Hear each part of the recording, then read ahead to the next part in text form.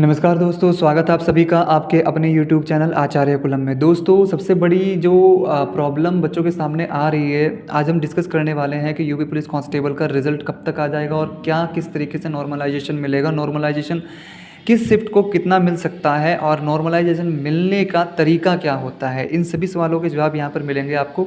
सबसे पहले हम बात कर लेते हैं रिज़ल्ट की। रिज़ल्ट 2024 का जो आपका जारी होना है वो 12 नवंबर से 16 नवंबर के बीच में आपका जारी होने की संभावना सबसे ज़्यादा है। देखो, 12 नवंबर से पहले तो संभावना नहीं है और 16 नवंबर से पहले आ जाएगा, इसकी संभावना पूरी है। ठीक है, तो 12 से 16 नवंबर के बीच में आपका जो रिज़ल्ट है वो जारी कर दिया जाएगा।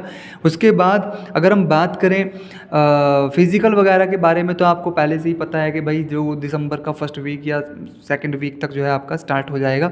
इसके बाद अगर हम बात करें, यहाँ पर शिफ्ट बहुत सारी हो चुकी थी क्योंकि आपके एग्ज़ाम में काफ़ी सारे बच्चे एस्पिरेंट जो है भाग ले रहे थे और इस वजह से काफ़ी सारी शिफ्ट थी। तो नॉर्मलाइजेशन का जो तरीका है वो भी काफ़ी टफ हो चुका है। मतलब कि उसमें एक जब जितनी कम शिफ्ट रहती है ना, नॉर्मलाइजेशन उतना ज़्यादा पारदर्शी होता है और लोगों को यानी कि बच्चों को कहीं ना कहीं उसमें फ़ायदा ज़्यादा होता है। यहाँ पर शिफ्ट बहुत ज़्यादा हो जाती है, वहाँ पर नॉर्मलाइजेशन टफ भी हो जाता है और थोड़ा जटिल भी हो जाता है, यानी कि कठिन भी हो जाता है। फॉर्मूला उसके फॉर्मुलेशन करना, उसके अकॉर्डिंग किस तरीके से उनके रूल्स काफ़ी अलग हो जाते हैं, जिस वजह से कुछ बच्चों को इसका नुकसान भी देखने को मिल सकता है और कुछ को फ़ायदा भी हो सकता है। ठीक है, तो और जो नॉर्मलाइजेशन के बाद आपके नंबर होते हैं वही आपका रिज़ल्ट माना जाता है। मान लो अब कट ऑफ मान लो 180 नंबर पर लगती है, ठीक है, ओबीसी कैटेगरी के लिए अगर 180 पर लगती है और किसी बच्चे ने जो रैंडमली स्कोर किया हुआ था, अपना पर्टिकुलर स्कोर उसका 185 था, लेकिन नॉर्मलाइजेशन के बाद उसका 175 या फिर 179 हो जाता है, 1 तो उसको रिज़ल्ट में पास नहीं माना जाएगा, क्योंकि जो नॉर्मलाइजेशन के बाद होता है वो आपका एक्चुअल स्कोर माना जाता है। तो यहाँ पर नॉर्मलाइजेशन का मेथड क्या है, यहाँ पर ये चीज़ें, ये फॉर्मूला आपको देखने को मिला भी होगा जो जारी किया गया है। इसमें यहाँ पर सबसे ऊपर आएगा टॉपर्स का एवरेज, टोटल जितने भी शिफ्ट के 10 शिफ्ट के जो टॉपर्स रहे होंगे उनका एवरेज, यहाँ पर टोटल शिफ्ट जितनी भी हैं उनका एवरेज, और जो हमारा यहाँ पर हमारी शिफ्ट वाला टॉपर और हमारी शिफ्ट वाले जो है एवरेज, हमारे शिफ्ट के नंबर का एवरेज यहाँ पर रखा जाएगा इस तरीके से। तो मान लो अगर इसको सिंपलीफाई करके देखा जाए तो मान लो अगर आपने 200 मार्क्स ऑब्टेन किए हैं, ठीक है, आपके 200 नंबर बन रहे हैं, ठीक है। उसके बाद अगर मान लो जो टॉपर्स हैं, इन शिफ्ट में रहने वाले जो टॉपर्स हैं उनका एवरेज आपका 245 आ जाता है।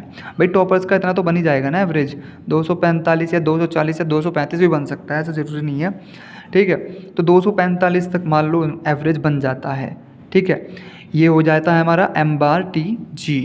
अगर हम बात करें सभी शिफ्ट का एवरेज, मान लो सभी शिफ्ट का एवरेज 180 टू 190 तक तो आएगा ही, तो इसको हम 190 मान लेते हैं, ठीक है, 190।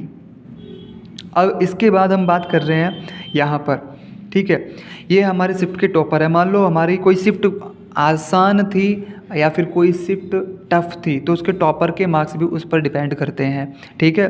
तो मान लो कोई शिफ्ट हार्ड थी, यानी कि जो हमारे वाली शिफ्ट थी वो टफ थी, ठीक है, और उसमें टॉपर के नंबर रहे हैं 240 या 250 भी हो सकता है, ठीक है। टॉपर तो कितना भी ला सकता है भाई, 250 मान लेते हैं हमारे शिफ्ट वाले टॉपर के हैं। और हमारी शिफ्ट के एवरेज नंबर जो ये है, हमारी शिफ्ट का एवरेज बैठता है 180, ठीक है, 180 हमारे शिफ्ट का एवरेज बैठता है।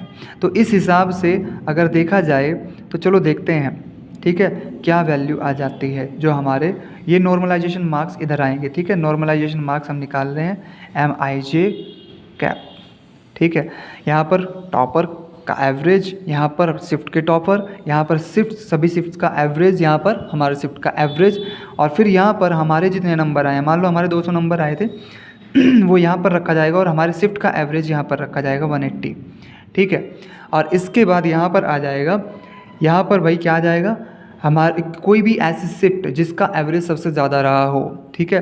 तो मान लो कोई शिफ्ट ऐसी रही जिसका एवरेज 200 रहा होगा, तो वो 200 यहाँ पर ऐड हो जाएगा, वो 200 यहाँ पर ऐड हो जाएगा, या फिर 190 भी हो सकता है, या 200 मान लेते हैं, एक ऐसी शिफ्ट मान लेते हैं जिसका एवरेज 200 रहा होगा, तो वो यहाँ पर रखा जाएगा।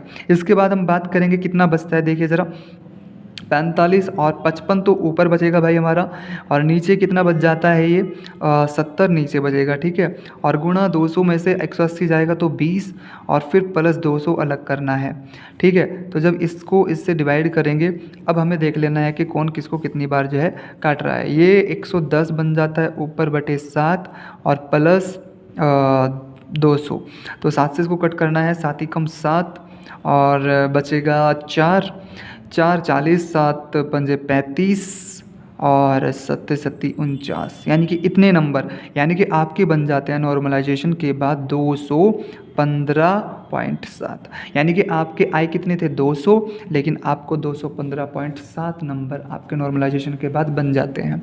तो कहीं ना कहीं इस तरीके का नॉर्मलाइजेशन आपको देखने को मिलेगा, और ज़्यादातर केस में देखो नॉर्मलाइजेशन के बाद मार्क्स बढ़ने की ही संभावना रहती है।